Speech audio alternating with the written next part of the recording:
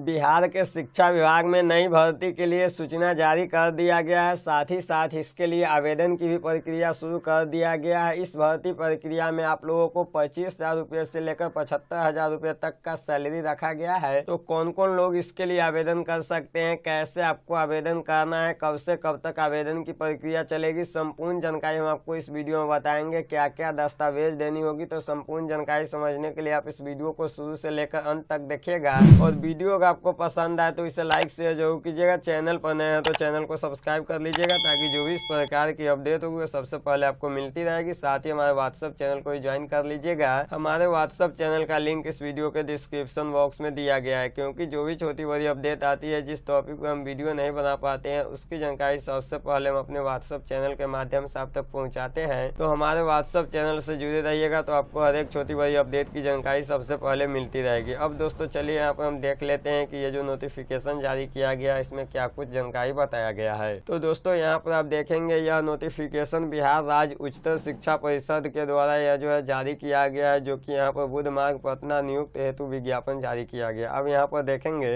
पर देखेंगे बताया गया है, एतद द्वारा सूचित करना है कि बिहार राज्य उच्चतर शिक्षा परिषद पटना में legal officer, IT manager, data analyst, legal executive और अकाउंटेंट एवं एग्जीक्यूटिव असिस्टेंट के पदों पर जो है भर्ती के लिए यहाँ पर नोटिफिकेशन जारी किया गया है, जो कि संविदा तौर पे यहाँ पर बहाली होने वाली है। नियुक्ति हेतु पदों का विवरण एवं अर्हता निम्नतम है, यानी कि इसके लिए जो पद रखे गए हैं, इसके लिए जो भी अर्हता है, साथ ही साथ इसके लिए जो सैलरी है, यानी कि इसमें जो भी चीज मांगी गई है, संपूर्ण जानकारी यहाँ पर नीचे बताया गया है, जिसके बारे में हम आपको बताएंगे। तो चलिए हम नीचे से शुरुआत करते हैं, फिर ऊपर की ओर बढ़ेंगे। साथ ही साथ यहाँ पर हम बताएंगे कि यह जो भर्ती प्रक्रिया है ये कितने दिनों का होगा, संपूर्ण जानकारी आपको देखने को मिलेगा इसी वीडियो में। तो आप इस वीडियो को अंत तक देखते हैं। यहाँ पर आप देखेंगे बताया गया है जो कि एग्जीक्यूटिव असिस्टेंट का पद रखा गया है। इसमें बताया गया है किसी मान्यता प्राप्त विश्वविद्यालय से स्नातक के साथ PGDCA की योग्यता, यानी कि ये जो है आपका स्नातक के साथ साथ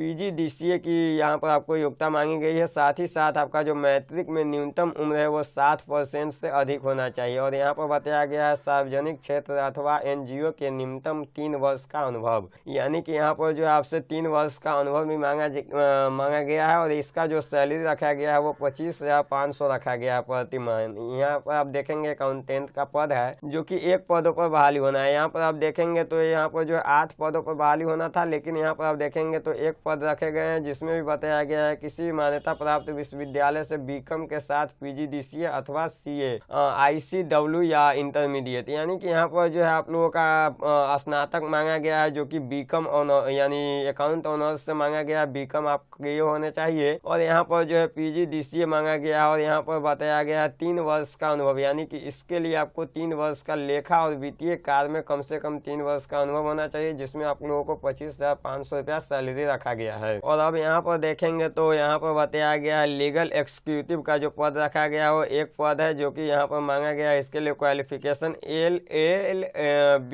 विधि संकाय में स्नातक, और यहाँ पर अभ्यर्थी को न्यूनतम 60% मैट्रिक, यानी कि यहाँ पर जो आप लोगों का मैट्रिक का क्वालिफिकेशन है वो न्यूनतम 60% अंक होना चाहिए। यहाँ पर आप देखेंगे सभी में वही जानकारी दिया गया है। 60% अगर आपका अंक मैट्रिक में आया हुआ है तो आप इसके लिए आवेदन कर सकते हैं। और यहाँ पर बताया गया विधि के क्षेत्र में 3 वर्ष का अनुभव होना चाहिए, और इसके लिए आप लोगों को 30,000 प्रति महीने सैलरी दिया जाएगा। यहाँ पर देखेंगे डाटा एनालिस्ट का जो पद रखा गया है वो 1 पद रखा गया है, जिसमें सांख्यिकी, गणित, computer science, IT, electronics, computer अनुप्रयोग में स्नातक अथवा उससे उच्चतर योग्यता, यानी कि यहाँ पर होना चाहिए। और इसमें यहाँ पर आप देखेंगे तो मैट्रिक का जिक्र नहीं किया गया है कि मैट्रिक में आपका कितना अंक होना चाहिए। मैट्रिक पास भी अगर आप है तो इसके लिए आवेदन कर सकते हैं। यहाँ पर बताया गया डाटाबेस प्रबंधन में 2 वर्ष का अनुभव, यानी कि इसमें आप लोगों का 2 वर्ष का अनुभव मांगा गया है, जिसके लिए आप लोगों को 42,000 रुपये सैलरी दिया जाएगा। और यहाँ पर आप देखेंगे तो जो आप लोगों को मैट्रिक का क्वालिफिकेशन मांगा गया है वो मैट्रिक यहाँ पर 60% अंक के साथ मांगा गया है इन सभी पदों में, इसमें तो मांगा नहीं गया है। और यहाँ पर आप देखिए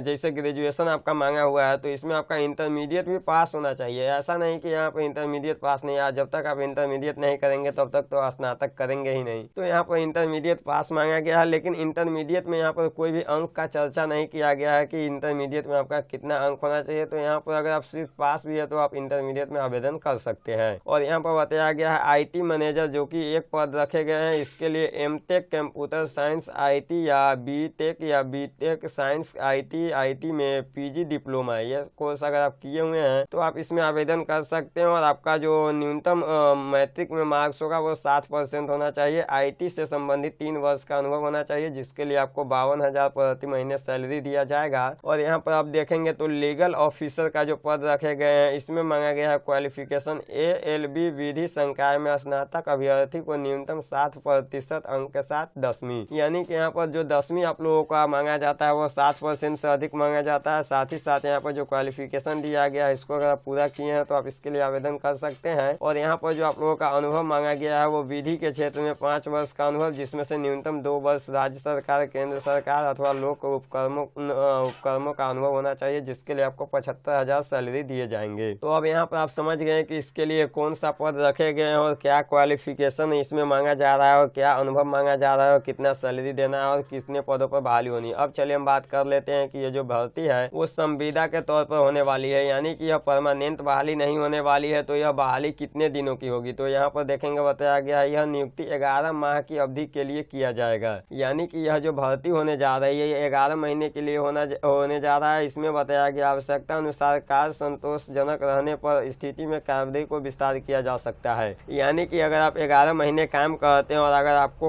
आपका काम उनको अच्छा लगता है इसमें और उनको आवश्यकता होगा तो फिर आपका काम जो है बढ़ा दिया जाएगा। और यहाँ पर आपको 11 महीने से बढ़ा करके अधिक दिनों का काम दिया जाएगा। जितने दिनों का उनको जरूरत होगा उतने दिनों का आप लोगों को काम मिलेगा, उतने दिनों का आप लोगों को जॉब मिलेगा। अब बताया गया उपयुक्त पदों पर नियोजित हेतु इच्छुक अभ्यर्थी अपने आवेदन, बायोडाटा, शैक्षणिक योग्यता एवं अनुभव संबंधित प्रमाण पत्र की स्व अभिप्रमाणित छायाप्रति के साथ दिनांक 16/10/2024 के अपराह्न 5 बजे तक निबंधित डाक अथवा हाथों हाथ बिहार राज्य उच्चतर शिक्षा परिषद पटना के कार्यालय में उपलब्ध करा सकते हैं। आवेदन समर्पित करने वाले अभ्यर्थी के विरुद्ध विभागीय कार्यवाही, न्यायालय में किसी भी प्रकार का वाद, किसी प्रकार का आरोप अथवा अपराधीन मुकदमा लंबित नहीं होनी है। संबंधित घोषणा पत्र भी देना होगा, यानी कि यहाँ पर जो भी अभ्यर्थी इसके लिए आवेदन करेंगे उसके विरुद्ध यहाँ पर किसी प्रकार का कार्रवाई नहीं होना चाहिए और यहाँ पर आप लोगों का कोर्ट में मामला दर्ज नहीं होना चाहिए, मुकदमा नहीं होना चाहिए। तो आप इसके लिए आवेदन कर सकते हैं। साथ ही साथ इसके लिए स्व घोषणा पत्र भी देना होगा। और यहाँ पर जो दस्तावेज दिया गया है ये सभी दस्तावेज लगा करके आप इनके ऑफिस में डाक के माध्यम से भेज सकते हैं, या फिर आप चाहे तो इनको हाथों हाथ भी वहाँ पर जा करके भेज सकते हैं। यहाँ पर संपूर्ण जानकारी दे दिया गया है। यहाँ पर आप देखेंगे तो एड्रेस भी दे दिया गया है बिहार राज्य उच्चतर शिक्षा परिषद पटना के कार्यालय में, यानी कि इस कार्यालय में आप लोग जा करके भी वहाँ पर दे सकते हैं, या फिर आप चाहे तो पोस्ट ऑफिस के माध्यम से भी भेज सकते हैं। 16/10/2024 लास्ट डेट होने वाला है।